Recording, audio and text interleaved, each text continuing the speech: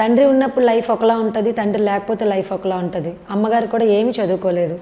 చదువుకోలేనప్పుడు ఆవిడ ఎలా ఎక్కడ పని చేస్తారు? అమ్మ వాళ్ళ ఫ్యామిలీ కూడా గ్రేట్ ఫ్యామిలీ, చేయలేరు కాబట్టి దానివల్ల అమ్మమ్మ హెల్ప్ చేయడం. అమ్మమ్మ ఎంతవరకు హెల్ప్ చేయగలదు? బ్యాక్గ్రౌండ్ వాళ్ళు వద్దు అంటారు. తను లవ్ చేసి పెళ్లి చేసుకుంది కదా, నువ్వెందుకు తనకు సపోర్ట్ చేస్తున్నావు, తను బాధపడాలి, పెళ్లి చేసుకుంది కాబట్టి, మనం వద్దు అన్నా చేసుకుంది కాబట్టి అని చెప్పి ఎవరు అమ్మమ్మకి చెప్పకపోవడం. కానీ అమ్మమ్మ కన్నా ప్రాణం వదులుకోలేదు కదండి. అమ్మమ్మ దొంగచాటిగా మాకు హెల్ప్ చేయడం, అది మేము తిని బ్రతకడం, అలా జరిగింది సార్. మీరు ఈవెంట్స్ చేస్తూ ఇటు డ్యూటీ చేస్తున్నారు కదా, ఎప్పుడైనా డ్యూటీ చేయలేని అంటే పరిస్థితులు ఏర్పడి, అంటే మీరు పక్కాగా చేయాల్సిన సమయంలో ఇబ్బందులు ఏర్పడి మీ పెద్దవాళ్ళు అంటే మీ పై స్థాయి అధికారులు ఎప్పుడైనా కోప్పడ్డ సందర్భాలు ఏమైనా ఉన్నాయా? ఉన్నాయి సార్, కోప్పడే సందర్భాలు చాలా ఉన్నాయి. ఒకసారి నాకు ప్రోగ్రామ్ ఉంది, ఆ రోజు మధ్యాహ్నం డ్యూటీ పడిపోయింది, నాకు లీవ్ దొరకలేదు, కానీ ప్రోగ్రామ్ వదిలేసి నేను డ్యూటీయే చేయాల్సి వచ్చింది సార్.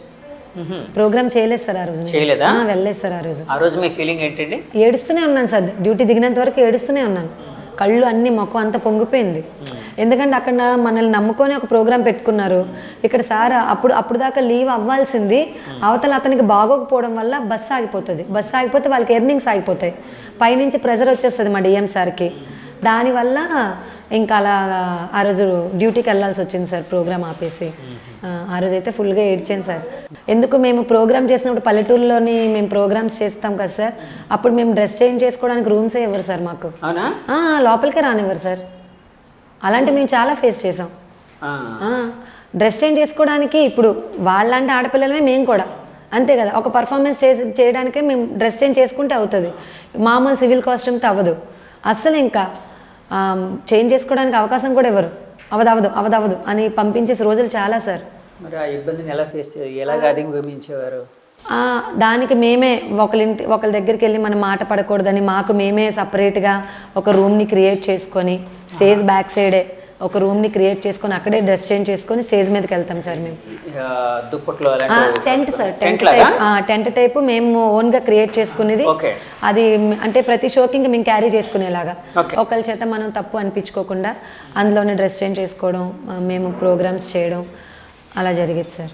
ఎందుకంటే వాళ్ళు ఇవ్వనని అనేవారు తెలుసుగా, అంటే కాదు వాళ్ళ ఉద్దేశంలో, అంటే డాన్స్ అంటే చీప్ అంతే సార్, అంతే. డాన్స్ అంటే చీప్. ఒక ఆడపిల్ల వచ్చి డాన్స్ చేసిందంటే అదే డాన్స్ చూసి విజిల్ వేస్తారు కదా, వేస్తారు సార్. అది డాన్స్ వేస్తారు కదా వాళ్ళు కూడా, వేస్తారు సార్, వేస్తారు, అలా చేస్తారు. కానీ ఇంట్లోకి రాకూడదు, ఇంట్లో తీసుకొని వెళ్ళరు.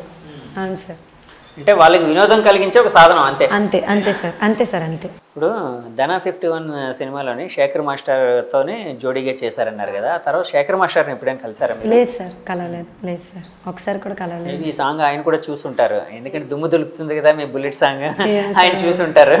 ఈ ఇంటర్వ్యూ ద్వారా రికలెక్ట్ చేసుకుంటారు, ఒకవేళ మర్చిపోతే ఆయన. మీకు బాగా ఇష్టమైన కొరియోగ్రాఫర్లు? మీ గురువు గారు కాదు, అంటే గురువు గారు ఓకే, గురువు గారు మీకు నేర్పిస్తున్నారు, కొరియోగ్రఫీ ఆయన చెప్పిందే చేస్తున్నారు, అది కాదు నేను అనేది. సినిమా కొరియోగ్రాఫర్లో మీకు బాగా ఇష్టమైన కొరియోగ్రాఫర్లు ఎవరు? ముగ్గురు కొరియోగ్రాఫర్లు సార్. ఎవరండి? ఒకటి గణేష్ మాస్టర్ గారు, ఒకటి జానీ మాస్టర్ గారు, అండ్ ఒకటి శేఖర్ మాస్టర్ గారు సార్. ఈ ముగ్గురు కూడా కింద స్థాయి నుంచి కష్టపడి పైకి వచ్చిన వాళ్ళే. ఈ ముగ్గురు కూడా ప్రతి ఒక్కరికి ఇన్స్పిరేషనే సార్. అంటే అందరూ ఇప్పుడు నాకు తెలిసి, అంటే నాకుండే అవగాహన ప్రకారం ప్రతి ఒక్కరు క్రింద స్థాయి నుంచి వచ్చిన వాళ్ళే కదండి. కానీ అది మర్చిపోరు సార్, వాళ్ళు ముగ్గురు మర్చిపోరు. ఎవరైనా ఏవైనా వస్తే అంటే ఏమంటారు, నేను ఇప్పుడు ఇబ్బంది అయితే గణేష్ మాస్టర్ గారు ఉన్నారు, నేను వచ్చి షేక్ హ్యాండ్ ఇస్తే కూర్చొని షేక్ హ్యాండ్ ఇవ్వలేదు సార్ నాకు, ఆయన నించొని నాకు షేక్ హ్యాండ్ ఇచ్చారు. ఎందుకంటే తను కూడా నా తోటి కళాకారిణి అని చెప్పి గౌరవించడం. అవును సార్, గౌరవాన్ని ఇచ్చారు సార్ నిజంగా. ఎందుకంటే ఆయనతో నేను 2015లోని మా సినీ అవార్డ్స్లోని ఒక పర్ఫార్మెన్స్ ఇచ్చాను సార్ ఆయనతో, గణేష్ మాస్టర్ గారితో సార్. ఆయనతో నేను పర్ఫార్మెన్స్ చేశాను. అవును సార్, అప్పుడు గబ్బర్ సింగ్కి ఏదో సంథింగ్ ఆయనకి అవార్డు వచ్చింది, బెస్ట్ కొరియోగ్రాఫర్ అవార్డు. అప్పుడు నేను రంగం 2 చేస్తున్నాను సార్. అలా నేను ఆయనతో చేసే అవకాశం నాకు కలిగింది. అవును సార్. జానీ మాస్టర్ ఎందుకు ఇష్టం? జానీ మాస్టర్ గారు నాలాగే స్టేజ్ పర్ఫార్మెన్స్లు చేశారు, నాలాగే జాతరలో డాన్స్ చేశారు. ఆయన తక్కువ చదువుకున్నారు. ఇంకా ఏమంటారు, చాలామంది నీకు గేర్ ఎక్కువ, నువ్వు కొరియోగ్రఫీ చేయలేవంటే అవునా చేయలేనా అనేది మైండ్లో పెట్టుకోకుండా నేను చేయగలను అని ఆయన మైండ్లో పెట్టుకొని ఇంత స్థాయికి వచ్చారు కదా సార్, దానికోసం ఆయన అంటే ఇష్టం సార్ నాకు. అవును సార్. సో జానీ మాస్టర్ని ఎప్పుడైనా కలిసారా మీరు? లేదు సార్, మీకోసం తెలుసా ఆయనకి? తెలీదా? తెలీదు సార్. ఆహాహా. కానీ ఆయనది నెల్లూరు కదా సార్. నెల్లూరా? నాకు తెలియదు. నెల్లూరు. ఎందుకంటే ఆయన దూరం నుంచి చూశాను నేను. ఆయన ఎలా అంటే నాతో పాటు డ్రైవర్ ఒక ఆయన నెల్లూరులోనే ఉంటారు, కరీముల్లా గారు అని. వాళ్ళ సొంత తమ్ముడు సార్ జానీ మాస్టర్. ఓ అవునా? తన ఆర్టీసీ డ్రైవర్ ఆయన. వాళ్ళ అన్నయ్య గారు జానీ మాస్టర్ గారు, వాళ్ళ అన్నయ్య గారు ఆర్టీసీ డ్రైవర్. కరీముల్లా గారు ఆయన పేరు. ఓకే. అలాగా ఆయన ఫోన్లో మాట్లాడాను కానీ రియల్గా అయితే ఫోన్లో మాట్లాడినప్పుడు ఏమన్నారు? అంటే మీరు చెప్పారా డాన్సర్ అని? చెప్పారు. అంటే మీరు మీరు మీరు డాన్సర్ అని చెప్పారా? అన్నయ్య చెప్పారు. ఓకే. కరీముల్లా గారు చెప్పారు. ఆయన చెప్పారు, అవునా అమ్మ జాగ్రత్తగా చేసుకో, సరే గాడ్ బ్లెస్ అని చెప్పి ఫోన్ పెట్టేశారు. అంతే అంతే సార్. తర్వాత ఇంకొక మాస్టర్ ఎవరో అన్నారు, Shekhar master. Shekhar master. Shekhar master ఎందుకు ఇష్టం అండి? ఆయన చేసే కొరియోగ్రఫీ అంటే ఇష్టం సార్ నాకు. ఈ ముగ్గురు చేసే కొరియోగ్రఫీ అంటే ఇష్టమే, కానీ ఆయన కూడా సేమ్ అలాగే కింద స్థాయి నుంచి కష్టాలు పడి వచ్చిన ఆయనే కాబట్టి కొంచెం ఇష్టం సార్ అది. అంతే. ఇప్పుడు మీకు ఇష్టమైన కొరియోగ్రాఫర్లు ముగ్గురు అన్నారు. అవును సార్. ఈ ముగ్గురితోని మీకు ఒకే టైంలో ఒకే డేట్ వర్క్ చేసే అవకాశం వచ్చింది అనుకోండి, ఎవరితో వర్క్ చేస్తారు? అమ్మో, కన్విన్స్ చేసుకోవడానికి ట్రై చేస్తాను సార్. కన్విన్స్ చేయడానికి అయితే ట్రై చేస్తాను. ముగ్గురిని కన్విన్స్ చేయడానికి చేసి వర్క్ చేయడానికి ట్రై చేస్తాను సార్ 99%. ఎందుకంటే అవకాశం రావడమే చాలా గ్రేట్. అదే వాళ్ళతో చేసే అవకాశం వచ్చిందంటే ఇంకా గ్రేట్గా భావిస్తాను. అంతే సార్. ఓకే. ఆ క్వశ్చన్కి అయితే ఆన్సర్ లేదు సార్ నా దగ్గర.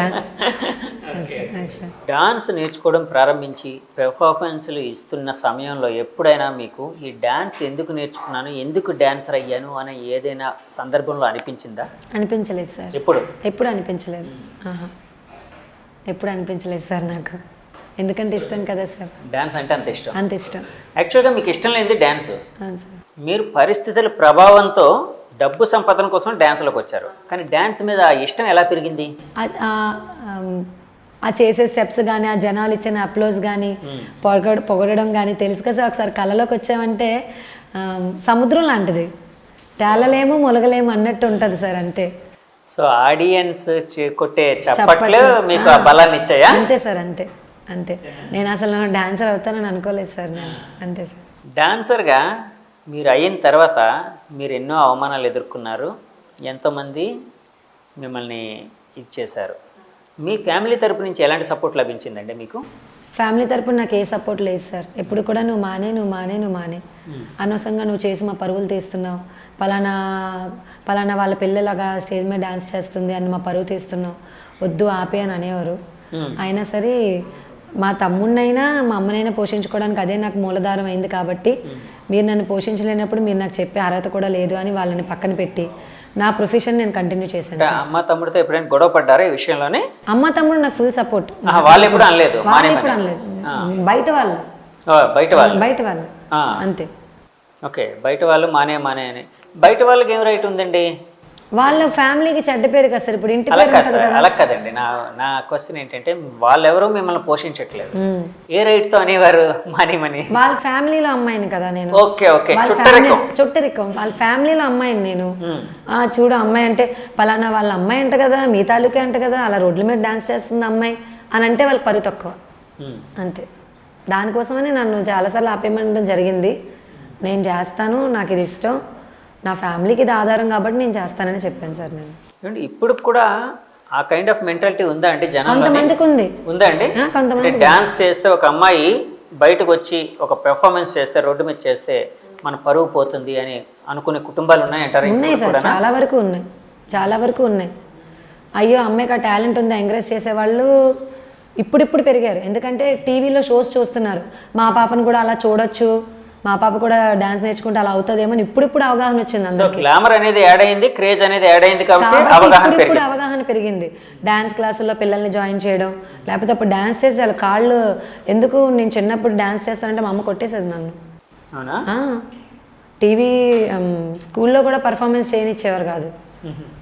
ఆడపిల్లలా ఉండాలి, ఎందుకు స్కూల్ యాన్యువల్ డే ఫంక్షన్లకు అని తిట్టేవారు ఇంట్లో. ఇప్పుడు ఏమనేవారు మీరు? చేస్తాను ప్లీజ్, నాకు ఇంట్రెస్ట్ అని. కానీ నాకు ఎప్పుడు కూడా గర్ల్ క్యారెక్టర్ రాలేదు, బాయే. హైట్ కదా నేను చిన్నప్పటి నుంచి హైట్. ఎప్పుడు అబ్బాయి క్యారెక్టర్. నేను